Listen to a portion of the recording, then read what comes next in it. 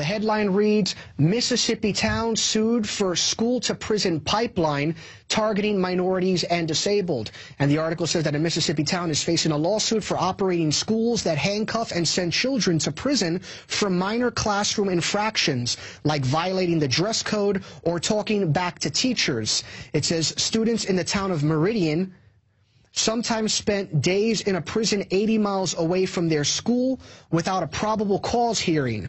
They were not read their Miranda rights and sometimes spent more than 48 hours waiting for a hearing, which violates their constitutional rights. Later on in the article, it reads, students were jailed for, quote, dress code infractions, such as wearing the wrong color socks or undershirt, or for having shirts untucked, tardies, flatulence in class, using vulgar language. You get the point. Basically, this school is basically throwing people away to prison without due process for doing the most simplest of things. This used to be called child play, but now it's called a crime. You know, if you, I don't mean to make light of it, but if you pass wind now in class, you don't deserve to go to the principal's office. You deserve to go to the local prison. That's what people in the town of Meridian, Mississippi, feel you should occur. So again, this is all part of conditioning your garbage. The police state is growing. To heck with due process. We see that with the NDAA law. We're going to break laws. You need to get used to it. And now they're treating students as criminals for the most minor of offenses. And once again, all part of the conditioning process, all part of the growing police state. But notice, they don't do this to the local school board member who steals $5,000. They don't say, we're going to throw you in prison and we'll talk about it after the case. They only do that with students. They don't do this to the police department that has pensions. I'm not saying that specific town, but they don't do this to the police departments that have pensions that nobody can afford, that the taxpayers can't afford. They don't do this to the criminal element in the police department. They do this to you, the people.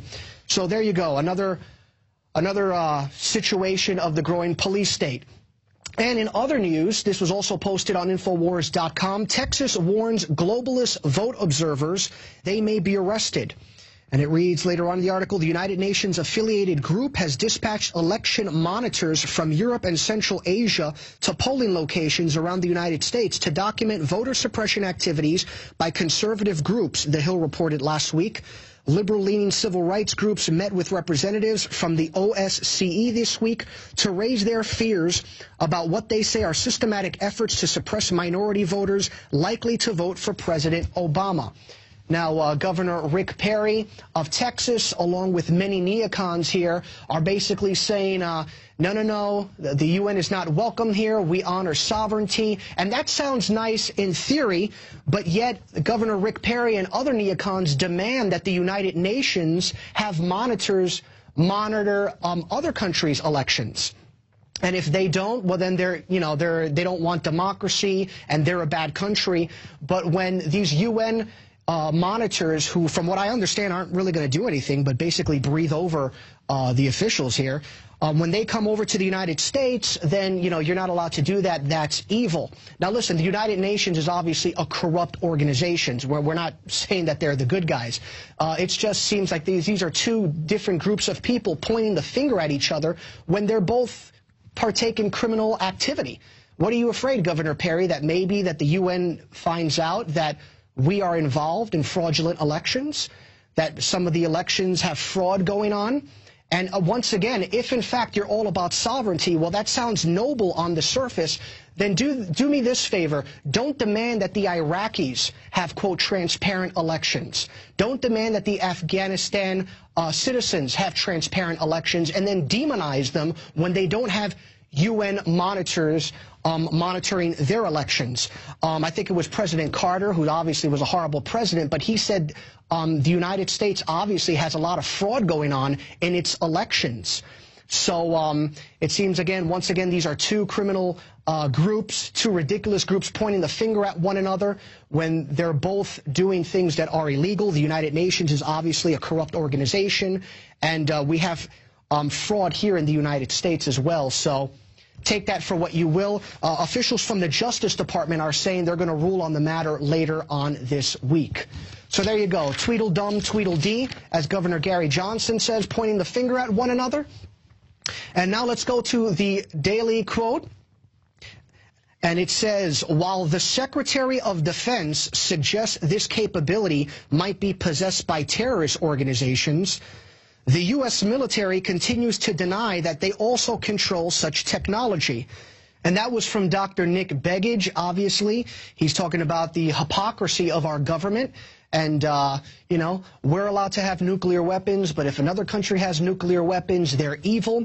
We're allowed to spy with drone airplanes, but if you spy on us with drone airplanes, that's an act of war. We're allowed to practice military war games on the Straits of Hormuz, but if China practices in the Gulf of Mexico, they're evil.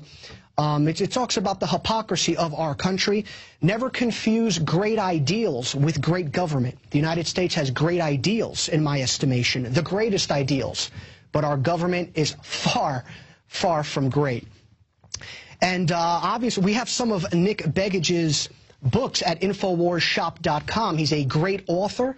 And if you're interested, one of the books that we have is called Angels Don't Play This Harp, by the doctor, and there is another book that we have called Controlling the Human Mind.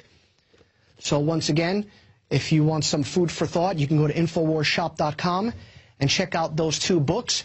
Now, in just a minute, we will return. I recently conducted an interview earlier today with Dr. Will Spencer of VibrantBees.com. Now, Dr. Spencer focuses on the honeybee. He has his own bee farm, and he's going to be talking about the colony collapse disorder, which is a major, major issue and is affecting everyone watching this newscast right now. He'll tell you how in just a minute. I want to share a story. Back in August when I traveled to Austin, Texas, I met a man from Homeland Security, and he also worked for FEMA, whatever, and he was a ground transportation coordinator.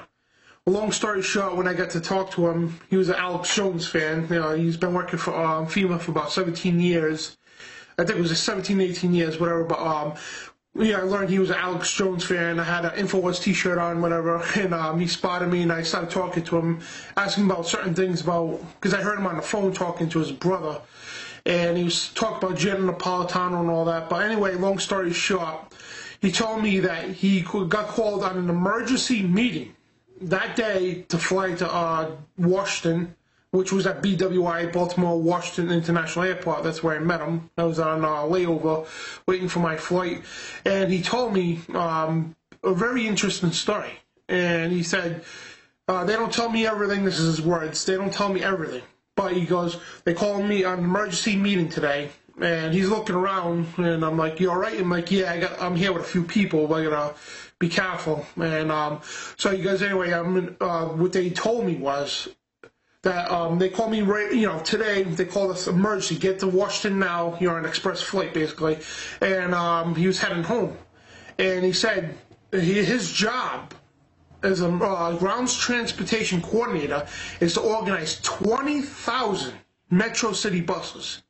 And he said they fit 65 people by regulation, but you could jam at least 100 people in those buses if you had to. He said he had his job to organize 20,000. That's 20,000 Metro City buses along the East Coast and key points of the East Coast. And he goes, something big is coming October, November. He told me that. He goes, October, November, there's going to be something big. He goes, I don't know what it is. They don't tell me everything. But he said it's going to be in the guise of a natural disaster. And he told me, he said, when you go home, you know, because I told him what I was doing, because when you go back to Rhode Island, okay, within a week from then, they're going to be organizing disaster drills throughout New England. And sure enough, this was not announced on mainstream media either.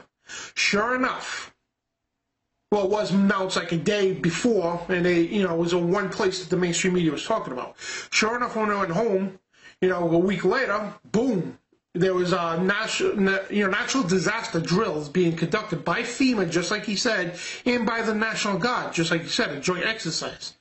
Well, the mainstream media says they're conducting one in Rhode Island. Narragansett, Rhode Island. And they only mentioned one, but there was 3 in Rhode Island and several in Massachusetts. I managed to get to one, which I have the video on my YouTube, and basically they were conducting a natural disaster drill, like he said, communications being gone, a natural disaster, and power outages. That's what they were conducting, just like he told me. And he said there's going to be a natural disaster. He said, I am not sure what it is. They don't tell me everything, but he said my job is to organize and get together the 20,000 Metro buses that they need on the East Coast. And real scary stuff. And he showed me documents in his briefcase. And he ran, it says FEMA, Homeland Security, right on the documents. And I mentioned about the FEMA camps, the internment camps, which is on record, HR 645, Army Regulations 210-35, FM 3-39.40. And anyway, I told him, I said, I've been to one of these camps. I've seen one with my own eyes, actually two, and the third one being built. And he goes, where was that? And I said, Fort Devens, FMC Devens. If you go to Google Earth right now, type in FMC Devens, Massachusetts. That's Army Field Medical Center. And you type that in, and you go east toward there, and zooming in, you're going to see prisons there. Now, there's a state prison near there, but that's not the one I'm talking about. And they just built a whole new facility. Now it's empty. They have trucks patrolling and everything. But anyway, I mentioned this to him. He goes, hold on 1 second. And you get him looking around, and he goes, opens a document, another book, and he's flipping through the pages. And he goes, is this what you're talking about? And it was a satellite image, all the statistic data of that camp in Fort Devens, Mass. He goes, yeah, it is disguised as medical center. And I told him when I went there, because I know I got friends who work at federal prisons. They don't have government license plates. All the work is coming in. They had government license plates, Homeland Security, FEMA badges on their uniforms as well. And I'm saying to myself, this is not a regular federal prison camp. Not at all. Anyway, he described this. He showed me the layout, the data, and said they're building another one, which is already built now, because it's been a couple years since I've been up there. He goes, there's 3 of them over there. 3 of them. And exactly how I seen it, he described, he showed me the map and everything. But he said, again, they don't tell me everything. He said, be aware, they're going to have natural disaster drills up there, up in New England. There's going to be a martial law called in the guise of a natural disaster. And he said it's going to be late October, early November. And he goes, coincidental, just in time for the elections. He told me that back then. And you see mainstream media folks calling for October surprise. And we've been saying it's October surprise is going to be in November, which is basically at the beginning for the elections. So basically, we're getting ready for the storm here, and I'm going to go out on the field. I'm going to go to the beaches. I'm going to go to places. I've been to the gas stations, folks. Gas stations are out of gas. I'm going to go on the road today and show you the stuff. But the gas stations are out of gas. The supermarkets are wiped out. I mean, they're spraying fear-mongering about the storm. And yes, it could be a really bad storm, as we think it might be, because of, again, the guys to call for martial law to evacuate, which Rhode Island has already evacuated several cities, folks. Several South County cities have been mandatory evacuated. So, and they have National Guards out there. We're hopefully going to take a ride down there today and get all this on film. But folks, I'm just fearing for the worst, because right now, everything this guy has told me has come true to a T. And we're going to get all this on video, and I hope to God they don't call for martial law, because you know that means gun confiscations, even though when I confronted FEMA, they said we don't do that. I'm like, what about Hurricane Katrina? Oh, we never did that. It's on mainstream media. They even showed the National Guards going from door to door confiscating weapons. But anyway, they're not going to get my gun, and, it's just, it's just, a lot of propaganda out there, folks, to say, oh, we're all here for your safety. Get on the buses. We're going to take you to a safe place. But anyway, I'll get back to you, folks. I'm going to show you some videos of the gas pumps being out of gas. Signs everywhere, no gas. Water's like bottled water you can't find anywhere. Generators, forget about that. And, I hope this guy's wrong. I really do.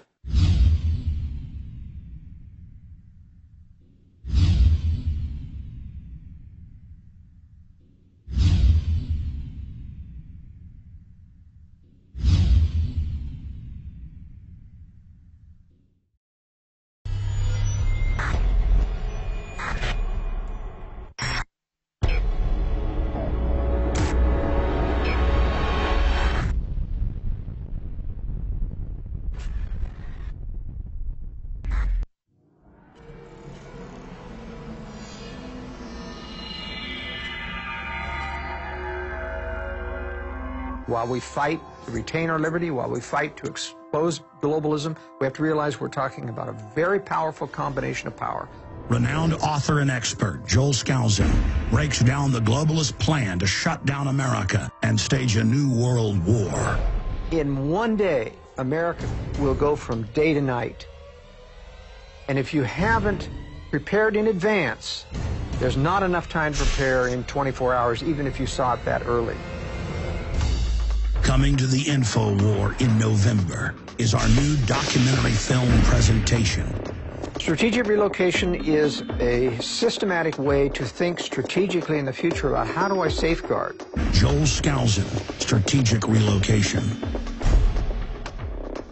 The freeways are going to be crowded, they're going to run out of gasoline, they're going to run out of food, and then they're going to start to go north and south of those freeways. Joel Skousen is renowned as one of the world's foremost experts in strategic relocation and the securing of your home. We talk about natural disasters, the health environment, we talk about pollution, the water quality. My personal experience about being in every one of these states. Government is digging in for the organized, incremental collapse of society and world war. The U.S. isn't building huge underground bases and bunkers because of some terrorist threat.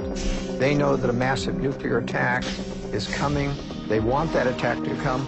Most people won't even be ready and won't be able to get out of town when any of these nuclear weapons fall, because there'll be absolute panic. There is no preparedness without strategy. What I tell people is that you do have time. Prepare wisely in advance. This Christmas, give the gift of preparedness. Strategic Relocation, the film, with Joel Skousen and Alex Jones.